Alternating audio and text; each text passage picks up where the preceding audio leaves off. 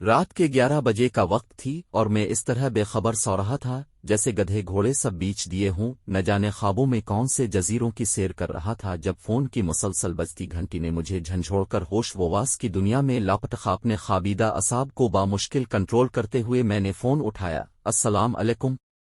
حسب عادت میں نے سلام کیا۔ وعلیکم السلام، کیسے ہو طلحہ؟ کیا کر رہے تھے؟ جوابا مجھے ابو جی کی سنجیدہ سی آواز سننے کو ملی۔ سو رہا تھا ابو جی، آپ لوگ خیریت سے پہنچ گئے؟ اور پھر جو انہوں نے بتایا اسے سن کر قدموں تلے سے زمین نکل گئی۔ ان کی گاڑی راستے میں ایک حادثے کا شکار ہو گئی تھی اور اس وقت سب اسپتال میں تھے۔ اگرچہ بقول ان کے فکر کی کوئی بات نہیں تھی اور وہ سب معمولی زخمی تھے، لیکن ان کی پریشان لب و لہجہ اور غیر معمولی انداز گفتگو مجھے کسی انہونی کا پتہ دے رہے تھے، لہٰذا میں نے فوراً روانگی کا پروگرام بنایا۔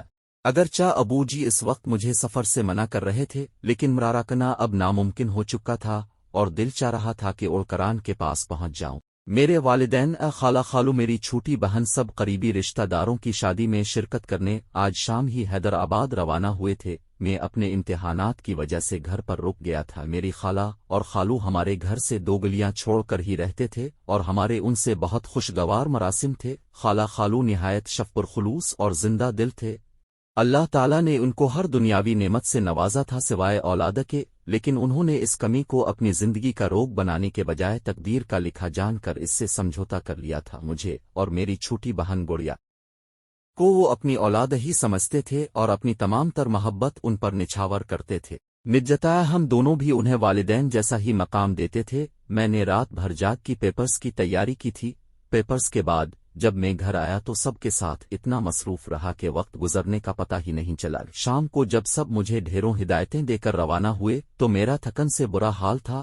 رات کا کھانا کھا کر نماز ادا کرتے ہی مجھ پر نیند کا اس قدر شدید غلبہ ہوا کہ میں لمحوں میں غافل ہو گیا۔ فوراً ہی تیار ہو کر روانہ ہو گیا۔ والد سے میں نے اسپتال کا ایڈریس لے لیا تھا۔ تقریباً 3 گھنٹے کا راستہ تھا۔ جب میں گھر سے روانہ ہوا تھا تو ہلکی ہلکی بوندا باند چھوٹیاں شروع ہو چکی تھی۔ کراچی میں تو راتیں جاگتی ہیں، لہٰذا کافی دیر تک مجھے تنہائی کا احساس نہیں ہوا۔ راستے روشن تھے اور لوگ بھی گھومتے پھرتے نظر آ رہے تھے۔ آدھے گھنٹے بعد بوندا باندی نے موسلا دھار بارش کی شکل اختیار کر لی۔ اب تک میں شہر سے بھی کافی دور آ چکا تھا، لہٰذا ٹریفک بھی بہت کم ہو گیا تھا۔ کبھی کبھار کوئی ایکادہ کا گاڑی نظر آ جاتی تھی، اگرچہ گاڑی کے وائپر مسلسل چل رہے تھے، لیکن تیز بارش کے باعث باہر دھند لاسا نظر آ رہا تھا۔ تھوڑے تھوڑے فاصلے پر لگے اسٹریٹ لیمپ اپنی مدھم سی روشنی سے تاریکی کو شکست دینے کی ناکام کوشش کر رہے تھے۔ سڑک پر دونوں طرف گھنے درختوں نے رہی صحیح روشنی کو بھی نگل لیا تھا۔ اگرچہ میں فطرتنا کافی دلیر اور نڈر تھا، لیکن تنہائی اور تاریکی کی ہیبت مجھ پر طاری ہوتی جا رہی تھی اور میں سفر کے بخیر عید تمام ہونے کی دعا کر رہا تھا۔ لمحہ بھر کو بجلی چمکتی تو پورا منظر واضح ہو جاتا تھا۔ بڑے بڑے درخت تیز ہوا سے ہلتے ہوئے مختلف شکلیں اختیار کر رہے تھے۔ کبھی کبھی تو یوں لگتا جیسے خون آشام چڑیلے مجھے اشارے سے اپنی طرف بلا رہی ہوں۔ اچانک بجلی چمکی تو مجھے دور سڑک پر عین درمیان میں ایک انسانی ہیولا کھڑا ہوا نظر آیا، جو زور زور سے ہاتھ ہلا کر گاڑی روکنے کی استدعا کر رہا تھا۔ پہلے تو میں اسے کوئی چورا چکا سمجھا جو مجھے روک کر لوٹنا چاہ رہا تھا، پھر اچانک میرے ذہن میں بچپن سے سنی ہوئی وہ تمام ڈراؤنی کہانیاں درآئیں جن میں آصب مختلف روپ اختیار کر کے مسافروں کو تنگ کرتے ہیں۔ یہ سوچ کر میرے رونگٹے کھڑے ہو گئے۔ ایک خیال یہ بھی تھا کہ شاید کوئی ضرورت مند ہو جو رات کے اس پہر مدد کے لیے کھڑا ہو۔ بہرحال جب میں جلد و جلال تو کاورد کرتا وہاں تک پہنچا تو یہ دیکھ کر اسے اپنی آنکھوں پر یقین کرنا مشکل ہو گیا کہ وہاں کوئی انسان تو کیا کوئی چڑیا کا بچہ تک نہ تھا۔ میں نے ہر طرف بغور دیکھا، لیکن چاروں طرف تنہائی اور سناٹے کا راج تھا۔ خوف سے میرا برا حال ہو گیا اور میں اندھا دھند گاڑی بھگاتے ہوئے چلا گیا۔ ابھی میں تھوڑی دور ہی گیا تھا کہ اچانک کسی نے پیچھے سے میرے کندھے پر ہاتھ رکھا۔ میرا اوپر کا سانس اوپر اور نیچے کا سانس نیچے رہ گیا اور دل طوفانی رفتار سے دھڑکنے لگا۔ بامشکل میں نے پیچھے موڑ کر دیکھا تو مجھے یوں محسوس ہوا جیسے پچھلی سیٹ پر بالوں کا ایک بہت بڑا سا ڈھیر دھرا ہوا ہے۔ نہ جانے وہ اللہ کی کون سی مخلوق تھی جو سائز میں انسان سے بھی بڑی تھی، لیکن مکمل طور پر بالوں سے ڈکھی ہوئی تھی۔ صرف اس کی سرخ خوفناک آنکھیں اور ہاتھ پاؤں کے لمبے لمبے اور مڑے ہوئے ناخن نظر آ رہے تھے۔ وہ اپنی لال لال ڈرونی آنکھوں سے نہایت غصے میں طلحہ کو گھور رہی تھی۔ دہشت سے طلحہ کی آنکھیں پھٹی کی پھٹی رہ گئیں اور دل اچھل کر حلق میں آ گیا۔ سانس سینے میں اٹکنے لگا اور ہاتھ پاؤں سنانے لگے۔ اس سے حرکت کرنا محال تھا، बड़ी मुश्किल से मैंने अपने हवास मुज्तमा किए और ज़ेर लब कुरानी आयत का वर्द करते हुए गाड़ी को तूफानी रफ्तार से भगा दिया। थोड़ी देर बाद मुझे महसूस हुआ कि पिछली सीट खाली हो गई है। मैंने शीशे से पिछली सीट पर देखा तो वो आसिफ वहां से जा चुका था। अभी वो पूरी तरह सुकून का सांस भी ना ले पाया था कि उसे यूं लगा जैसे गाड़ी धीरे धीरे निहायत वजनी होती जा रही है और इसे चिल्लाना नामुमकिन होता जा रहा। जिस गाड़ी को मैं जहाज की तरह उड़ा रहा था अब गधा गाड़ी की तरह घिसकने से भी इनकार छोटिए थी। अभी मैं इसी शशोपंज में मुब्तला था कि पीछे से एक खौफनाक कहकहा सुनाई दिया। ऐसी दहशत ज़दा कर देने वाली आवाज़ मैंने अपनी पूरी जिंदगी में पहले कभी नहीं सुनी थी। मुड़कर देखा तो वही गैर इंसानी मखलूक दोबारा सीट पर विराजमान होकर कहकहे लगाती नजर आई।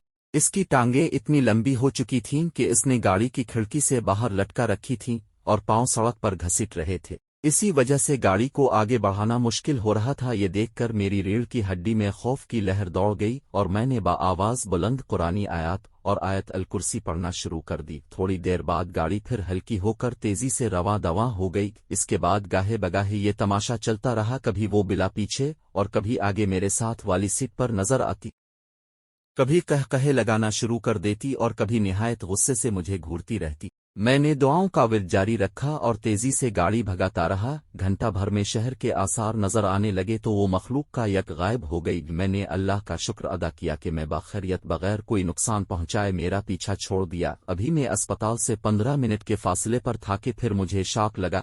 रात की तारीकी और मूसलाधार बारिश में खालू एक स्ट्रीट लैंप के नीचे खड़े नजर आए। मैंने ब्रेक पर पांव दबाया तो गाड़ी सड़क पर दूर तक घसीटती चली गई। खालू तेज तेज चलते हुए आए और फ्रंट सीट का दरवाजा खोलकर मेरे साथ बैठ गए। इतनी तेज बारिश में खड़े होने के बावजूद उनका लिबास बिल्कुल खुश्क था। मैंने निहायत हैरत से उनसे पूछा कि वो यहाँ क्या कर रहे थे तो उन्होंने धीरे से कहा, बस बेटा। यूं ही खड़ा था। वो बिल्कुल गुमसम और खोए खोए से थे, बातों के इंतहाई शौकीन और बात बात पर जोर से कहकहे लगाने वाले। खालू बिल्कुल खामोश थे, सोच सोच कर बामुश्किल चंद अल्फाज अदा कर रहे थे। जब मैंने उनसे सब की खैरियत पूछी तो वो गोया हुए, हाँ बेटा सब बिल्कुल ठीक हैं, तुम फिक्र ना करो, तुमसे मिले बगैर जाने का दिल नहीं चाह रहा था तो मैं चला आया। मैं हैरत से सोचने लगा कि वो कहाँ जा रहे हैं, लेकिन उनकी हालत देखकर मैंने मजीद पूछना मुनासिब न समझा। मुझे लगा कि एक्सीडेंट ने उनके हवास को मुतासिर कर रखा है। मैं खुद भी अस्पताल पहुंचने की जल्दी में था, लिहाजा खामोशी से ड्राइवर करने लगा। जब पार्किंग में पहुंचकर मैं उतरने लगा तो ये देखकर मेरी सिटी गुम हो गई कि बराबर वाली सीट खाली थी। मैं तेजी से अस्पताल में दाखिल हुआ तो सामने ही मेरे वालिद निहायत दिल गिरफ्तार हालत में खड़े नजर आए। मैं खालू के बारे में बताना चाहता था लेकिन वो खामोशी से तेज तेज चलते हुए मुझे अंदर ले गए। कमरे का मंजर देखकर मुझ पर सख्ता तारी हो गया। सामने ही बिस्तर पर खालू की लाश रखी थी जो रोड एक्सीडेंट में मौके पर ही दम तोड़ गए थे। अम्मी और खाला मुझे देखकर लपक कर आईं और मुझसे लिपट कर फूट फूट कर रोने लगे, लेकिन मैं अपने हवासों में ही कब था जो उन्हें तसल्ली देता। मैं तो हैरत से किंग खड़ा ये सोच रहा था कि अगर खालू एक्सीडेंट के वक्त ही इंतकाल कर गए थे तो अभी मेरे साथ गाड़ी में कौन था? क्या उनकी मोहब्बत वाकई इतनी शदीद थी कि इससे मिले बगैर जाने का उनका दिल रजामंद न था? यही वो मुअम्मा है जो कभी मुझसे सुलझ नहीं सका। शुक्रिया। हमारे वीडियो को लाइक और चैनल को सब्सक्राइब करें।